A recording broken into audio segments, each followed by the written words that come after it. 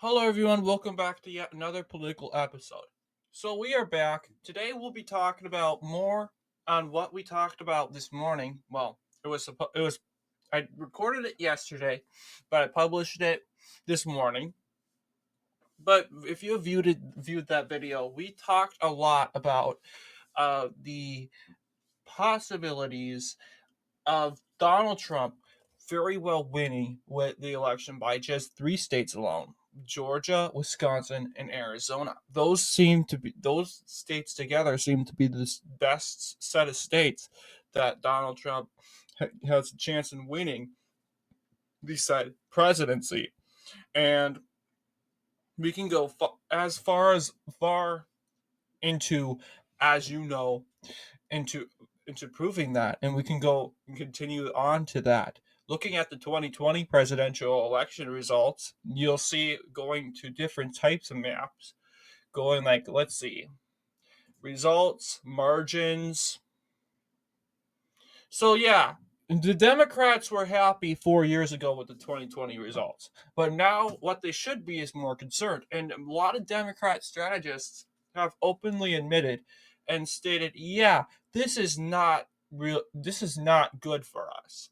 You see right here, the states in light blue are very, very pivotal in flipping conservative the next election. Donald Trump carried these uh, states, as you know, in 2016. He has a very good chance of flipping back these states again in 2020, because usually what happens is when you Democrats are contesting to hold their, or just in, not just Democrats, but a seat, a party in general who has the White House is contending to keep their power and to extend and see how far they can go for four more years, like 4 more years in the White House. You usually don't perform better in your first attempt in the White House than your second.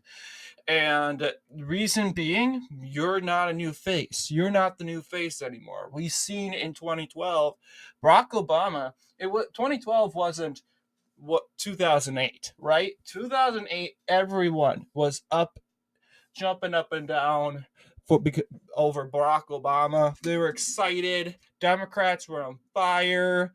The media was on fire. We knew Barack Obama was going to win. And the Democrats are saying, that's what's going on now with Kamala Harris. No, it's not. Because, yeah, I was 4 years old when Obama was elected.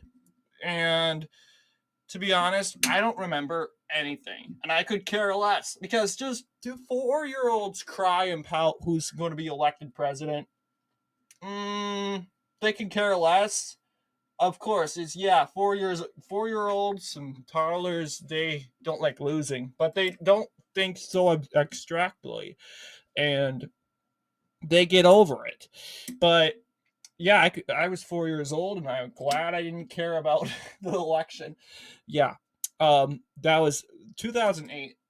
Could have totally destroyed the Republican Party. We could have seen another FDR. Obama most likely would have became an FDR. That's what everyone thought, until, as you know, Trump came along and turned that around. But going back to, like, talking about, in this case, looking specifically at the 2008 election, the people, Democrats, not just Democrats, independents, moderates, Americans were excited over Obama.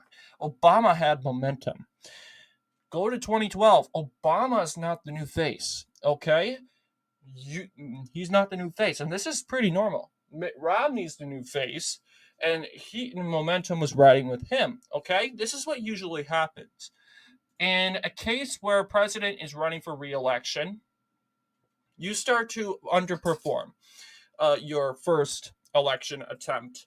Like 2008, you Obama won more votes, 69,000 votes, 69 million votes, compared to his 65 million votes in 2012. And yeah, although they were very close to each other, you could clearly see that let's see. He lost over 3 million votes because then again, you're not the favorite anymore. You're not the new guy anymore. Mitt Romney is. People are going to Mitt Romney and saying, "What does this guy have to offer? What does this guy have to say?" Especially in a presidential election. Now, in 2008, in cases of 2008, you got two new guys. You got John McCain and Barack Obama. And Barack Obama happened to be a well-spoken politician. Even though he was 4 years in the United States Senate, it helped him that he was a well-spoken, intelligent man, and he and that helped Obama, and it didn't help that John McCain was being so nice and friendly because in reality, a lot of his supporters were turned off that John McCain didn't rally the base hard enough because voters were like, oh, so everything you were saying about Obama was fake because he goes and says, I believe Barack Obama is a good guy. Yes, he is a good guy, but do you think he's going to be good for the country? No. I don't think he's going to be good for the country, but McCain goes and says everything will be fine. America will be great under Obama. Like, you're running against this guy. And here, John McCain is saying, patting Barack Obama. And I get what he's saying because during this time, the liberal media was going off on Republicans because they were painting them as racist.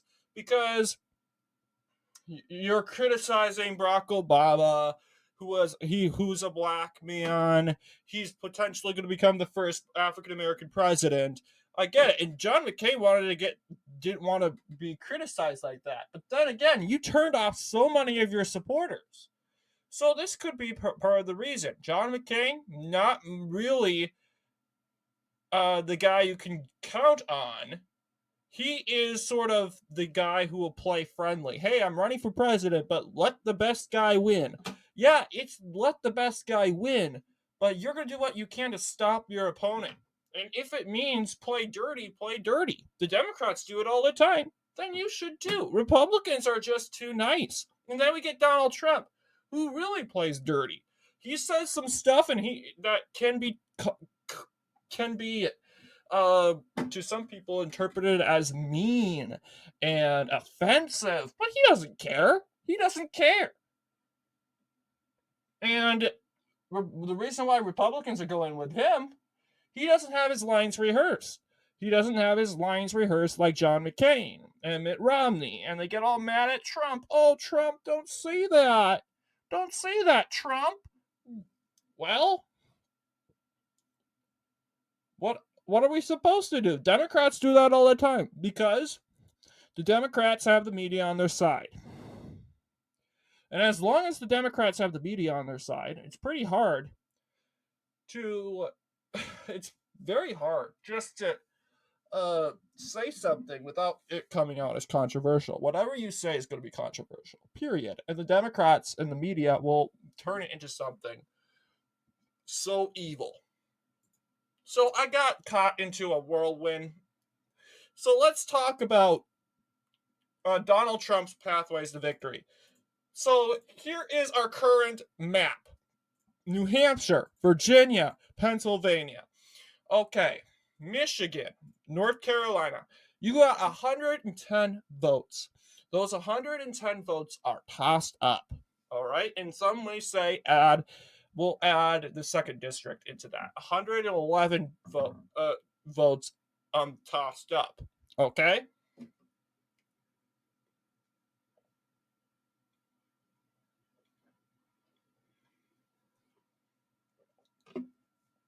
Okay. So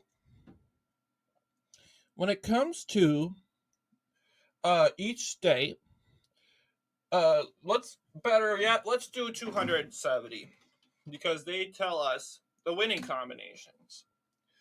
So 270 already has the map set up for us, but it's very different for the one I have right now. Here, let's see, reset. Okay, this is the current situation. I would strongly suggest Virginia isn't likely and New Hampshire isn't leaning, but whatever. You'll see, okay, it looks pretty good for Democrats. It looks pretty good for Republicans. Republicans have one winning combination more than, as you should know, compared to the Democrats. And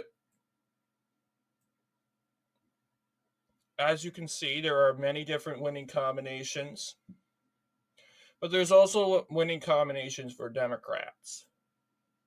Like I can even, let's see.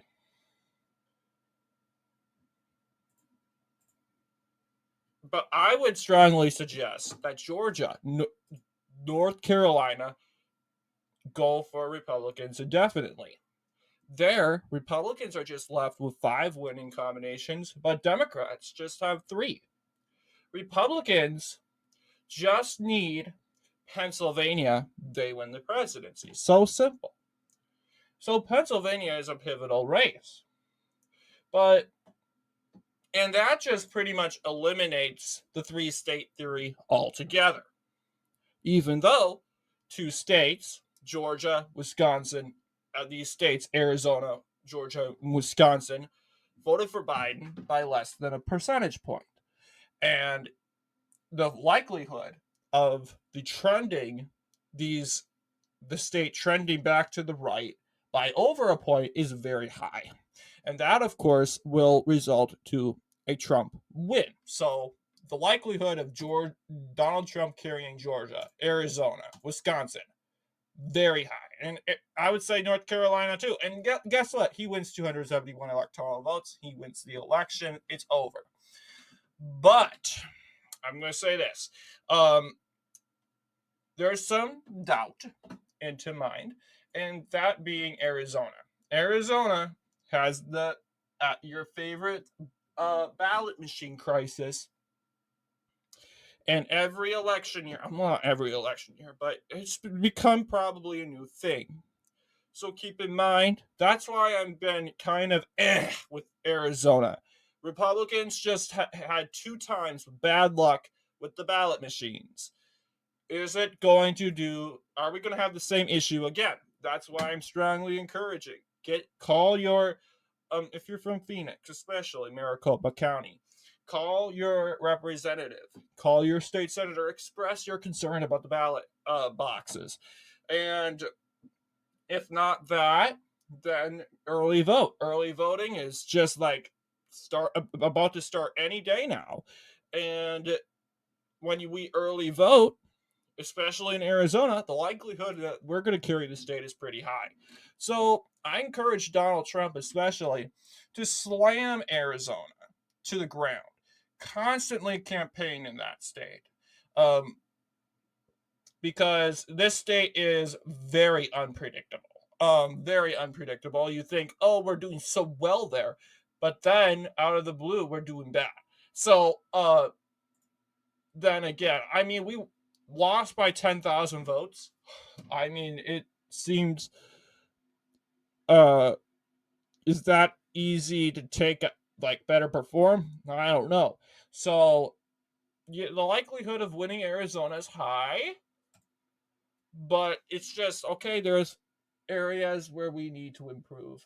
Like, example, the ballot box, and the ballot machines. And, like, Americans have the right to have these machines working, and not one of those machines should not malfunction. And I think it's a constitutional right. So, yeah, going ahead, like giving, yeah, we had Georgia, North Carolina, I didn't even say Wisconsin goes for Republicans. Well, guess what? I would think Wisconsin goes for Republicans and Georgia goes for Republicans. It's over, of course. But let's just say, yeah, Democrats have a much harder situation. But what if Democrats, what's Kamala Harris's slimmest, most likely situation? Okay, so Kamala Harris is going to have a harder time gaining states. Yes, she wins Michigan, and the chances of her winning the said election, she has 11 combinations. As you can see here, I want to see the Democrat. Okay, she just needs PA, Georgia, but she doesn't need one state like the Republicans, right? So that's already a disadvantage she has. So let's go back to the Republicans and go ahead and give North Carolina and Georgia. Okay, so now we have two winning combinations, meaning we have four different ways and four different map results, what the map could look like. Okay, it could either look like this, having Pennsylvania and Arizona, like this. That includes uh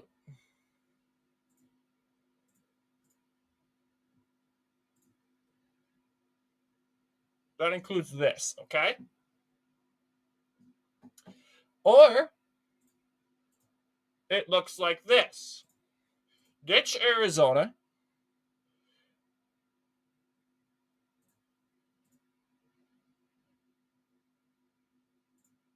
and flip Wisconsin. Okay. And Nevada doesn't really play a role, right? Not really. Going to Republicans, though, Republicans have the advantage of just taking Pennsylvania. Like, put it back the way it is, okay? Win Pennsylvania, we win. Game over. All right? Democrats don't have that advantage. The likelihood of winning Georgia and North Carolina is high.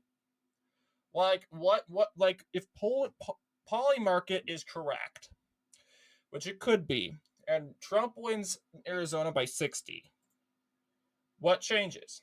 Well, Democrats only have one combination in order to win.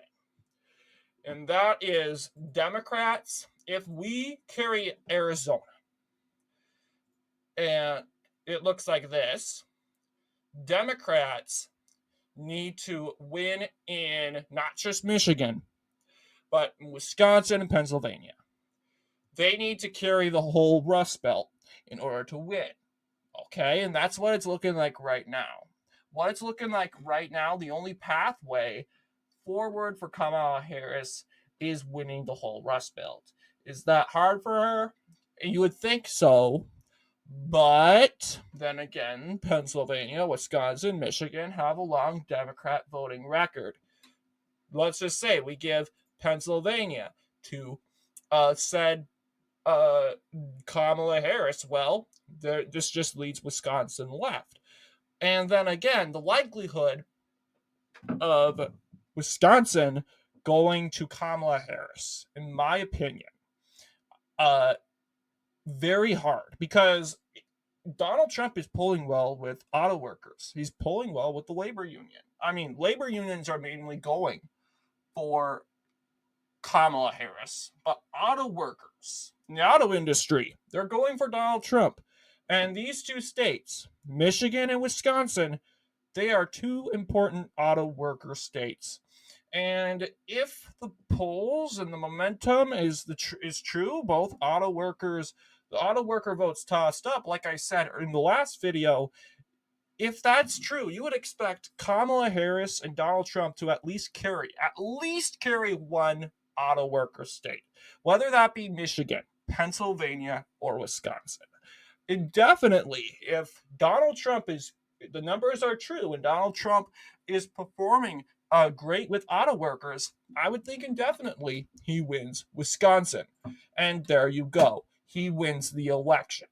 And yeah, it could be like, oh, uh, Harris performs a tide bit better in Pennsylvania, or performs a tad bit better in Michigan, and Donald Trump gets away with Wisconsin, and that's the same results. It would be the same as the poll. And really, that just leads Nevada. Nevada, I'm sorry, is not really an important state. It's not the number one state we need to campaign in.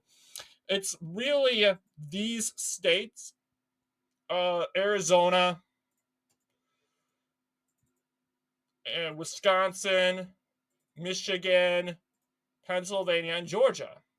And North Carolina, since that is technically a tossed up state. Democrats win Nevada. Boo hoo. It's not over. They like to bounce and say it is, but it's not. So yeah, this is pretty much the combination. So you add Wisconsin into the mix, it's already a Republican victory. Republicans went to 272. Republican nominee wins. And it could go either way here. It could go, as you know, Pennsylvania for Harris and maybe Nevada for Harris. Really doesn't matter, but now it's a close race, but the race is over. And to be honest, I would like to see Donald Trump get past 300 electoral votes to feel very confident. Hey, look, we did a good job. And a lot of people say, are you sure about the performing better? Like performing it better than your first term? Because one individual, one president that performed better in modern history in his second election year was George Bush, George W. Bush, in 2004. In fact, he went as far as winning the popular vote. Now, there were lots of different reasons why that happened. We weren't in a state of crisis, although we were in the Iraq War. Most Americans trusted the Bush administration. There wasn't the weapons of war hoax that was created. There was no weapons of war hoax, like that wasn't discovered yet. And in general, Americans thought with common sense, we were in two wars.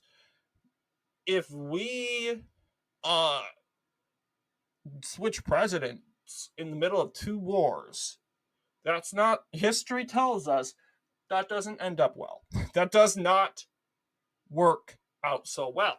So let's reelect Bush. He hasn't done anything wrong. He has proven himself to be a leader. And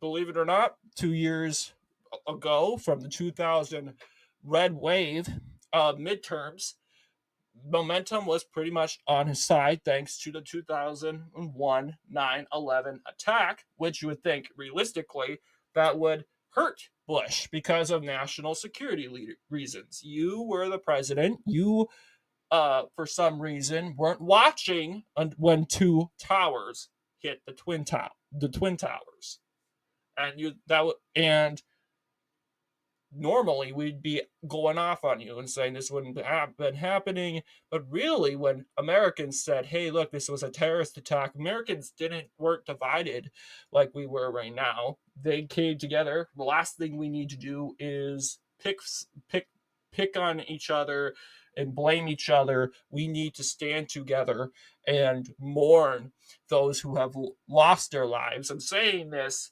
6 days, I believe, until 9/11. Yeah, I guess right. 6 days till 9/11. And good reminder. That's kind of how it went. I think it was the grace of God descending on the American people. Like, yes, we were like, okay, we had a lot of questions. How did this happen? Didn't President Bush take these warnings seriously?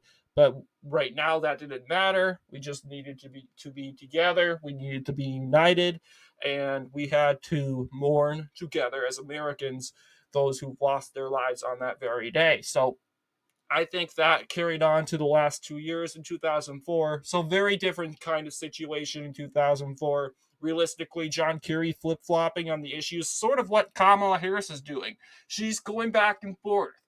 One day, she comes in and says, "We're going to ban fracking. We are going to pass the new Green Deal. We're going we're going to give free health care to illegal immigrants." And now she says she is against all that now. And in her disastrous interview, she goes and says, quote, "My values haven't changed." A lot of Americans are scratching their heads. What a word salad. John Kerry didn't even go through a word salad like that. He's been in the Senate much longer than her. I mean, I get she's the vice president, but seriously, we kind of knew that people that have listened and watched Vice President Harris, you're kind of incompetent. Unfortunately, a lot of people don't know about Vice President Harris because the Democrats, didn't want to display her. And you would think, oh, she's the first woman president. Democrats should prop her up and make her like Beyonce or Taylor Swift. Make her a star. But they know that Kamala Harris has a lot of skeletons. Like, even they don't like Kamala Harris.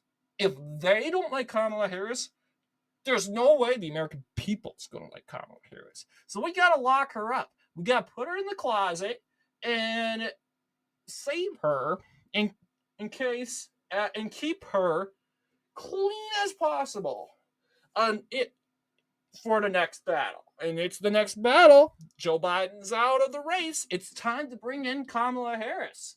Who's Kamala Harris? Well, she's the vice president. And they turn her into this big star. This is Democrat tactics. Nothing new. And everyone's like, who's Kamala Harris?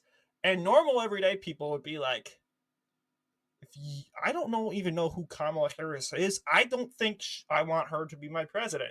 I want someone that I know, that I've heard his or her name so much, and I know his or her track record very well, that I feel confident for him or her leading the country. But unfortunately, our country is screwed up and thinks, oh, Kamala Harris, well, I hope she'll be better than Trump. I'm going to vote for her. No, they play chances. No, do research. Do research. And when you do your research, you're going to find, wow, Kamala Harris is worse than John Kerry. She flip-flops more every day. Like every rally. She doesn't flip-flop on issues. She flip-flops on her accents. We all know how she does. She's a grifter. And when I say she's a grifter, she's a grifter. She goes to each group and copies their accent. Like, if this was Trump, oh my goodness. Donald Trump, the media would go up, would never ever stop. But the media, however, is partisan. They're on a side. Almost all the media, except for conservative outlets, are supporting Kamala. And they're jumping up and down, and they'll totally cover up Kamala Harris creating a black accent in Pittsburgh. Oh, that's how she usually talks. We're not dumb, okay? We're not dumb. So you see Kamala grifting Harris. So a lot has changed from 2004. So don't go back and say, oh, look, Americans didn't tolerate John Kerry flip-flopping. That's why Bush won. Well, guess what? Our country's cuckoo for Cocoa Puffs now. It has, the emotional tyrants have taken over. And logic is now in a state of exile. We need to get logic back into play. We need to bring logic back to where the attention that it deserves. Because emotion has taken over in a coup. We now think emotionally. Americans, and men too, they think, oh, woman, They'll be devastated. They would be hurt to have the second female presidential nominee be defeated in a general election. Therefore, this proves that America is a sexist country. I guarantee you, if Trump wins, the media will declare America a sexist country. I guarantee you, it's going to happen.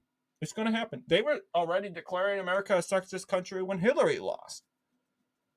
You better believe that The View will be talking about America and how sexist it is. Even though they'll not even consider that the state of the country that Democrats have thrown the country into is probably the reason why Kamala Harris lost. And that if Democrats actually did the job, Kamala Harris would have been the president. Probably, I don't know. But unfortunately, Kamala Harris is Kamala Harris. And we can't, and like one Democrat, Congressman Goldman said, let Kamala Harris be Kamala Harris. Well, that is the stupidest recommendation I have ever heard. Are you kidding me? Let Kamala Harris be Kamala Harris. That is so stupid. Well, I guess we can't say the same for that. There are so many congressmen that say let Donald Trump be Donald Trump. But Donald Trump at least is experienced. Kamala Harris doesn't know what she's talking about. She's in vice president. Well, the problem with Vice President Harris is she's been in the locker too much. She's been in the locker too much. And we know she's been in the locker too much because her strategy is dumb. Stupid. Flip-flopping.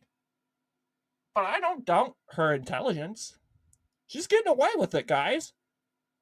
Because if this was 2004, she would be tanking in the polls. Looking at the difference back then and now, wow. It's sad. Because now we got emotional. And we can't let that happen. So, what do you guys think about our analysis today? Let me know down below. And as always, I'll see you all in the next political episode.